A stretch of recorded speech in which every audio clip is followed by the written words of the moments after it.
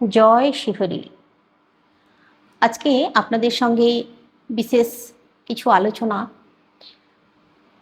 দেখুন, মানুষ জন্ম লাভ করলে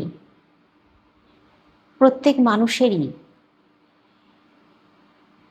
জন্মকুণ্ডলী থাকবে, আর এই জন্মকুণ্ডলিতে গ্রহ নক্ষত্রের প্রভাব থাকবেই। তো মানুষের জীবনে এই যে জন্মকুণ্ডলী, জন্ম যে গণনা, তিনি বড় হয়ে কি হবেন, তার আয়ু কতটা, তিনি কর্মে সফলতা পাবেন কি না, কোন পজিশনে কোন গ্রহ বসে আছে তাকে বিভ্রান্তিতে ভরিয়ে তুলবে, সেই সমস্ত গ্রহ নক্ষত্রের যে আমাদের জীবনকে পরিচালনা করে গ্রহ নক্ষত্ররা, সঠিকভাবে তাদেরকে রাখা, মানে যেমন ধরুন রাহু কেতু আমাদের জীবনে নানান রকমভাবে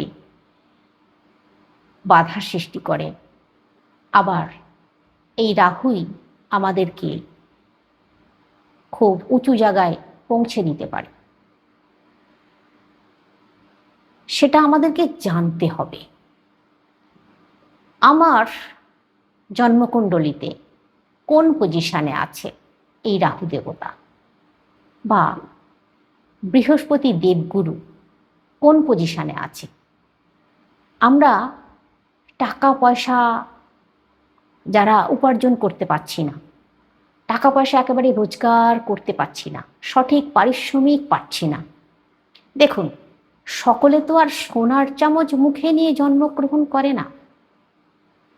সেটাও কিন্তু তারা তাদের ভাগ্যের জোরে পেয়েছে, তাদের জন্মের সময়, তাদের সেই সময়ে, মানে যে সময়ে তারা জন্মগ্রহণ করেছে সেই সময়টা তাদের জন্য খুব লাভজনক।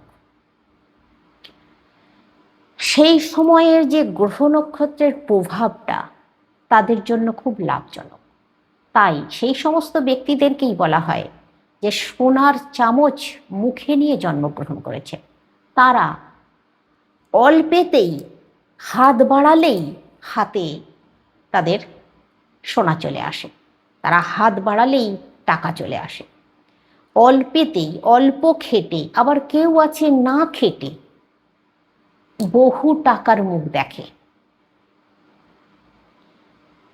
কিন্তু সকলের ভাগ্য সমান নয়। মানুষ যখন জন্মগ্রহণ করে তখন তাদের যে সময়টা, নির্ধারিত সময়টা, সেই সময়ের যে বাধা বিধিগুলো আছে সেগুলো মানুষকে তার জন্মকুণ্ডলী বিচার করে সেগুলোকে যদি তারা কাটিয়ে দিতে পারে তাহলে কিন্তু জীবনে খুব উন্নতি আনতে পারে। তাই প্রত্যেক মানুষেরই সবার প্রথমে অন্ততপক্ষে তার গার্জেনদের জন্মানোর পরেই তার জন্মকুণ্ডলী অবশ্যই তৈরি করতে হবে। জন্মকুণ্ডলী কিভাবে তৈরি করবেন? জন্মের ছক, জন্মের স্থান লাগবে, আর সেই দিন, তারিখ, বছর, মানে সময়টা সেটা লাগবে। জন্মের স্থান, যে স্থানটা, সেই স্থানটা লাগবে। তাহলেই জন্ম ছক তৈরি করা যাবে, জন্মকুণ্ডলী বিচার করা যাবে। আর বিচার করতে পারলেই তার জন্য কিন্তু সঠিক জ্যোতিষের সঙ্গে যোগাযোগ হওয়া খুবই জরুরি। সঠিকভাবে নির্ধারণ করতে হবে। আজকাল এই জ্যোতিষ গণনা আধুনিক যুগে অনেকটাই খুব সহজে এবং সঠিকভাবে তথ্য আমরা জোগাড় করতে পারছি। তো আমি আজকে আপনাদেরকে বলবো আমাদের জীবনে রাহুর প্রভাবে কি কি হয় সেটা শুনুন। আপনারা যদি আমার সঙ্গে যোগাযোগ এই কমেন্টের মাধ্যমে করুন, আপনাদের প্রশ্ন বলুন, আপনাদের জন্মস্থান সময় এগুলো আমাকে দিতে পারেন। আমি আপনাদেরকে বিচার করে আপনার যে প্রবলেমটা চলছে আপনি বলতে পারেন। আমি চেষ্টা করব সমস্যার সমাধান করার, আপনাকে সঠিক পথ, পজিটিভ পথ দেখানোর। তো আপনারা সাথে থাকুন, আশা করছি আপনারা খুবই লাভবান হবেন, আপনাদের জীবনকে সঠিক পথে নিয়ে যেতে পারবেন। তো আজকে আপনাদেরকে যে বিষয়ে বলছি রাহুর দোষ, রাহুর গুণ। রাহুর কিছু গুণের কারণে আমরা কিন্তু অনেক ধনী হয়ে যাই, নেতা অভিনেতা তৈরি হয়ে যাই, বড় মহান খেলোয়াড় তৈরি হয়ে যাই, বিদ্বান তৈরি হয়ে যাই, পণ্ডিত তৈরি হয়ে যাই। আমরা অনেক ধনী, অনেক বিশাল প্রাচুর্যের সঙ্গে জীবন কাটাই, এগুলো রাহুর গুণের জন্য। কিন্তু রাহুকে আপনার জন্মকুণ্ডলিতে সেই সঠিক স্থানে রাখার জন্যই কিন্তু এই জ্যোতিষ গণনা। তবেই এই রাহুর গুণগুলো আপনি পাবেন, রাহুর যে দোষগুলো সেগুলো কেটে যাবে। এবার আপনাদেরকে বলি রাহুর যে দোষগুলো কি। আপনি সঠিক সিদ্ধান্ত নিতে পারবেন না, আপনি হঠাৎ হঠাৎ রেগে যাবেন, আপনার আশেপাশের মানুষজনেরা আপনার শত্রু তৈরি হয়ে যাবে, শত্রু মহল আপনার বেশি পরিমাণে বেড়ে যাবে। আপনি সবসময় দুর্ব্যবহার করবেন, আপনি কাজে মনোনিবেশ করতে পারবেন না। কখনো মনে হবে আপনার এই কাজটা ভালো, আবার কখনো মনে হবে এই কাজটা ভালো। একবার এটা ধরতে যাবেন, একবার ওটা ধরতে যাবেন, লাস্টে মাঝখানে হুমড়ি খেয়ে পড়ে যাবেন, কোনোটাই ধরতে পারবেন না। ওই যে বললাম, আপনি সঠিকভাবে সঠিক কাজে কিছুতেই নিজেকে ঢোকাতে পারবেন না। রাহুর দোষের জন্য আপনি চরকি পাকের মতো ঘুরবেন, আপনার মাথা বনবন করে ঘুরতে থাকবে, স্থির থাকবে না। আপনি যে ভাববেন সেই ভাবার সময়টুকু আপনি পাবেন না, আপনার মাথা এত বনবন করে ঘুরবে। যে টাকা আপনি রোজগার করছেন যে কাজটা করে, সেই টাকাতে আপনি সন্তুষ্ট থাকতে পারবেন না, আপনি আবার অন্য একটা কিছু করার চেষ্টা করবেন। কিন্তু জানেন তো, একটা কথা আপনাদেরকে বলি, যখন আমরা গাছ লাগাই তখন গাছটা কি সঙ্গে সঙ্গে বেড়ে যায়? কিন্তু যখন তার শিকড়টা মজবুত হয়, গোড়াটা মজবুত হয়, মাটিটাকে শক্ত করে ধরে এই গোড়া, এই শিকড়, তখনই দেখবেন হঠাৎই দুম করে রাতারাতি গাছটা এত বড় হয়ে গেছে। সেরকম মানুষের জীবনের এই কর্মের ব্যাপারটাও, আমি কর্মের মধ্যে ঢুকেই যদি ছটফট করি যে এখনই আমি বড় লোক হব, এখনই আমার ব্যাংক ব্যালেন্স এত টাকা বেড়ে যাবে, তাহলে কখনোই হবে না। কিন্তু কর্মটাকে যদি আঁকড়ে ধরে থাকি, দেখবেন সেটা থেকেই আপনি অনেক বেশি উন্নতি করতে পারবেন। আজকে যারা সরকারি চাকরি করছেন তারাই ভাবুন তো একবার, তাদের যে পারিশ্রমিকটা যে ছিল, এখন নতুন সরকার এসে দুম করে তাদের এটা বাড়িয়ে দিল। এই যে ডিএটা বাড়িয়ে দেওয়া মানে কি, তার মাইনেটা অনেক বেড়ে গেল। কিন্তু তিনি ওই অল্প পয়সার মাইনেটাকে শক্ত করে ধরেছিলেন। এমন অনেক নিম্ন কর্মী আছেন সরকারি, যারা খুব অল্প বেতনে কাজ করছিলেন, তারা আজকে লাভবান হলেন, তারা ধরেছিলেন বলে আঁকড়ে। তো এই রকম এগুলো কিন্তু রাহুর কারণে হয়। যদি রাহু তার যে গুণটা সেটা যদি আপনি পান, তাহলে কিন্তু আপনি স্থির হয়ে থাকবেন, না হলে আপনি ছটফট ছটফট করে মরবেন, আপনি থাকতে পারবেন না সেই কাজে।